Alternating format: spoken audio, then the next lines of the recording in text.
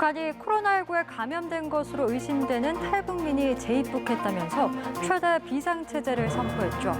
북한은 코로나19가 발생한 이후 지금까지 단 한 명의 확진자도 없다고 주장해왔는데요. 이번 일을 계기로 방역의 고삐를 더욱 조이고 있습니다. 오늘의 한반도 키워드, 북한의 코로나19입니다. 북한이 국가비상 방역 체계를 최대 비상체제로 격상시켰다고 밝힌 건 지난달 26일.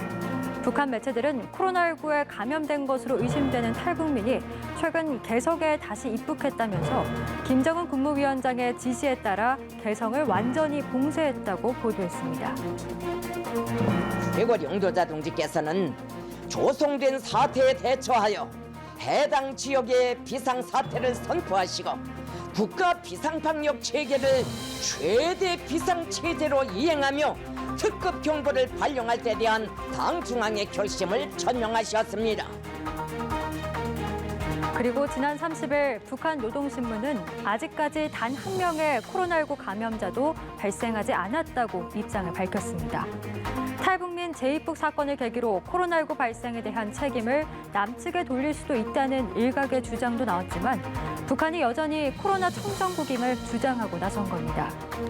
그러면서도 북한의 2인자인 최룡해 국무위원회 제1부위원장이 봉쇄된 개성 지역을 방문해 긴급 점검을 하는 등 코로나19 방역에 총력을 기울이는 모습인데요. 수도인 평양에 대한 출입 통제도 강화했습니다. 40여 개소의 방역 초소들을 새로 전개해서 평양시에 대한 출입을 제한 통제하는 것과 함께 장거리 운행을 하는 버스 대수와 하루 여객수, 운행 시간들을 구체적으로 장악하고 앞서 북한은 지난 1월부터 강력한 코로나19 방역 조치들을 취해왔는데요.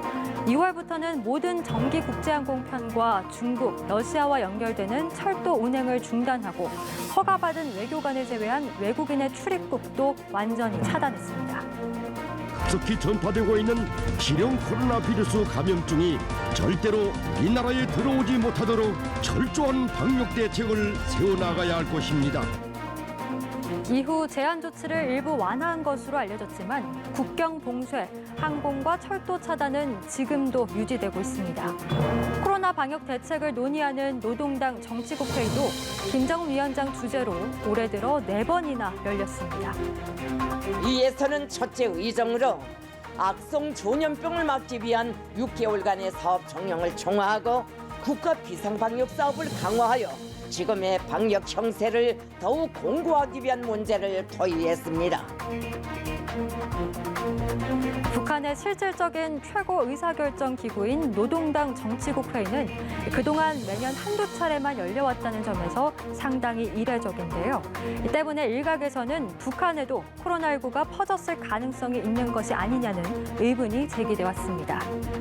이에 대해 박지원 신임 국가정보원장은 지난달 27일 후보자 인사청문회에서 의문점이 많다고 언급하기도 했습니다. 최근 북한의 집회나 또 간부들이 모일 때 마스크를 다 쓰고 있는 것을 보면은 좀 의문점이 많다. 하지만 지금까지 세계보건기구에 보고된 북한의 공식 확진자는 없는 것으로 알려졌는데요.